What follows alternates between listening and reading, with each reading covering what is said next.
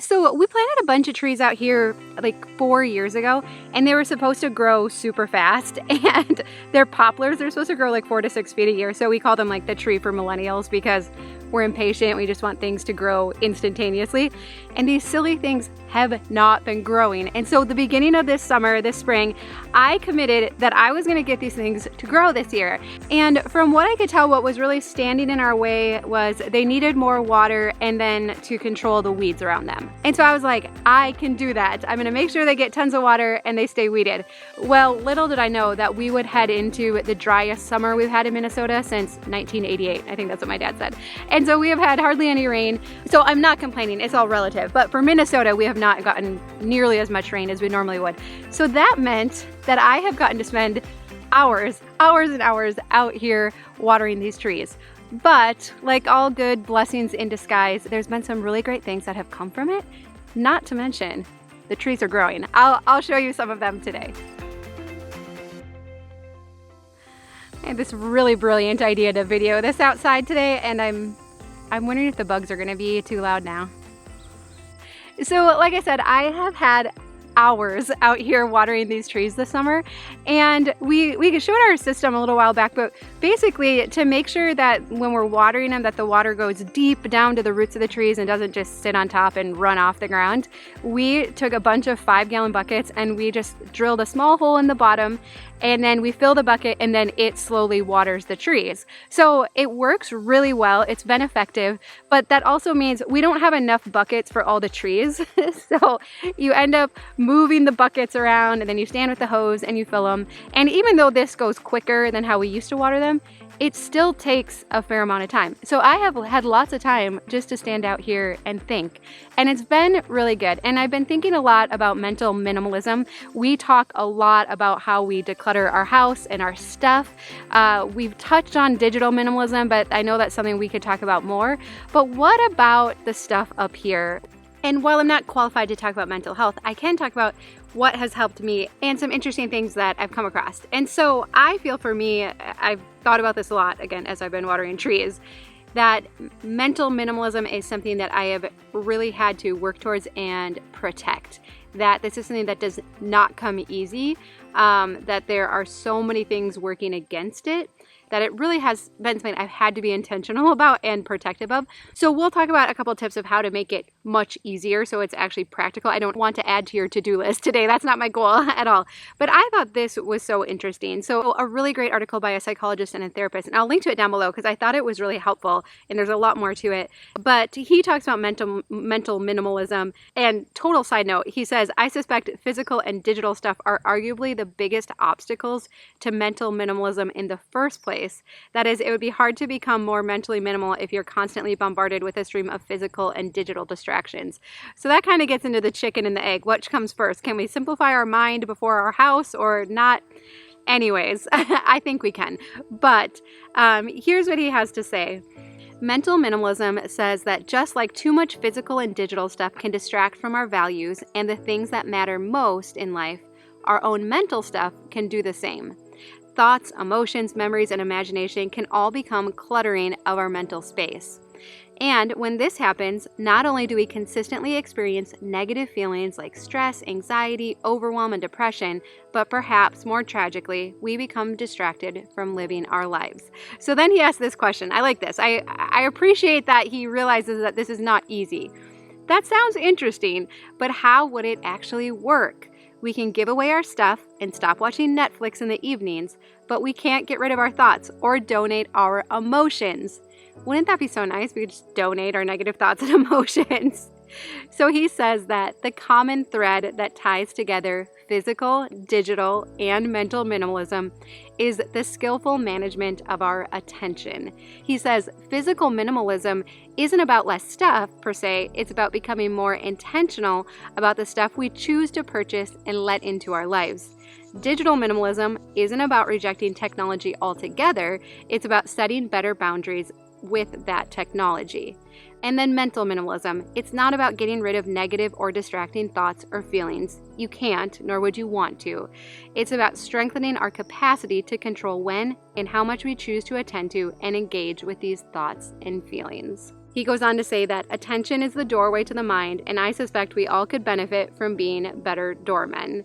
And I think we all agree with this, right? But we don't have any more room. We don't have bandwidth to take on really deep endeavors right now, really big changes to our life. So today I want to talk about, as I've had all this time to think out here, what are a couple simple things that we can do to declutter our mind and have more peace of mind and feel better emotionally. So number one, let's talk about how we can make this easy. So again, we know we should consume less media. We know we should declutter our house. We should maybe meditate. We all have heard the benefits of that. We know we should get outside every day, that being in nature helps us to have perspective and feel better about ourselves. We know, like we have this whole list. We know the list of things that we should do to feel better. But then why is it so hard? And why it's so hard is because what we actually crave, what we want to do, is the opposite of that. It's not that. We want to spend time on social media because it makes us feel better. We want to buy things because it makes us feel better. And why is that? Like, why is that so hard? And I read this about cravings that I thought was so good. It said that we crave things because we know it'll make us feel better. So I have a track record with the things that I crave, whether it's going on social media, whether it's buying something or eating something. I have a track record with those things that it'll make me feel better. Now, often it's a short-lived feeling better, right? But regardless, I would rather do those things because I know pretty much 100% that I will feel better after it. Now, when you're talking about the other things like spending time in nature and meditating, those seem like a more long-term payoff. Like, I don't necessarily crave those things or trust that if I go outside today, I am going to feel better. It doesn't always happen that way. In fact, coming up, I'll tell the story of my bee stings because, yeah, that was par for the course.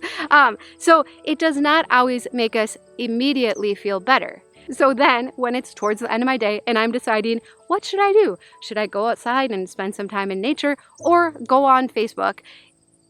It's a very difficult choice. We would like to think it's easy, but it's not. So then, how do we make it easier? Well, I'd like to borrow from Atomic Habits here and say we have to find an activity that hardly costs us anything, that is hardly a decision at all, that is just a tiny step in the direction that we want to go. So what I would propose, and what I kind of accidentally fell into this summer, was that we simply say, I'm just going to go sit outside for 5 minutes and unplug. When I'm out here, when I'm watering the trees, I have made a deal with myself that I don't have any input. I don't listen to podcasts. I'll sometimes listen to music. That's okay in my rules. I allow that. But I don't look through emails. I don't go on social media. When I am out here, it is about time for my brain to process, for it to sort out the events of the day. What's going on in the world? What are all the things I've been taking in? And when I do that, then I do feel like I have a little more choice over what it is I dwell on or spend my time thinking about. And so what if we just committed that every day I'm going to go sit outside for 5 minutes? That's it. 5 minutes. We have the luxury of living out in the country and having lots of outside space to go and use, but it doesn't actually matter where you are. There is something about being outside that helps us regain perspective. And if you want to take it a step further, doing something where you are touching the earth, touching living plants or something makes it even better, but we'll talk about that a little bit later on. So again, we just want this to be easy. I am just going to sit outside for 5 minutes. Will those first couple times necessarily make me feel better?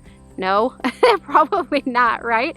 But what happened the other day, I was working at my computer. It was like 3 o'clock in the afternoon. I had a couple things I wanted to finish up and I thought, I really want to go outside and water the trees. And I'm like, wow, that's a new thought. I crave my walks in a similar way, but I had yet to have the thought of like, I want to go outside and water trees. And I was like, oh, it has gotten to a point where now I crave that. I had gotten consistent with walking. I crave going for a walk and having that time to clear my head. And now it's gotten to the point where I also craved the time of just being outside, caring for these silly trees, spending the time filling watering buckets. But I knew what I was really craving was that mental unplug time where I just don't do anything. And I just let my thoughts wander. I think about things I want to think about. If something's upsetting me or frustrating me, I kind of try to unpack it a little bit, what's going on with that. But again, backing up, how do we make it simple? 5 minutes outside.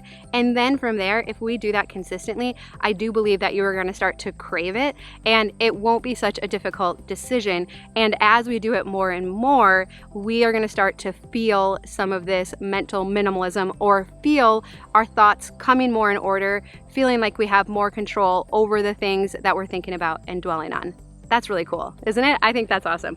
But let's talk about the what if though. Let's say, okay, what if it's raining out? What if I live somewhere where it is incredibly hot? Like, it's not enjoyable to sit outside, right? I had totally forgotten about this. My friend Mary Beth reminded me when we first started our decluttering Facebook group. It was our very first lesson, I think, was to create a spot in your home that is like your getaway spot. It is a peaceful spot. You keep it tidy around just that spot. It doesn't have to be a whole room. For some people, it was in their bedroom. Other people, it was their dining room. Some people had to go out to their car. But creating a spot where you could go to get away from it all. Because even before we have our house decluttered, we need to prioritize this. We need to get away. And I think that many of us will find that if we can take this time on a daily basis, that decluttering our house actually becomes a lot easier. And then again, we have similar rules. I'm not going to be on technology when I'm there. I'm going to use it as just time to rest my mind and to try and take a few minutes to relax and reset. So real quick, so lastly, I want to talk a little bit about grounding. This is something I've just learned more about recently. It's called grounding or earthing, and it's basically when you're just in contact with the earth, which if we think about it, very few of us actually are on a regular basis, at least without rubber sole shoes on. So they say that rubber sole shoes interrupts it. So the theory of grounding states that modern lifestyle has disconnected humans from the electrons naturally present in the ground. This loss could be responsible for increased inflammation, affected sleep, and chronic pain. Supporters of earthing use various tools to remain grounded even while inside buildings. Several studies exist that support the theory of grounding, though these studies, as you can imagine, have been the subject of controversy and skepticism.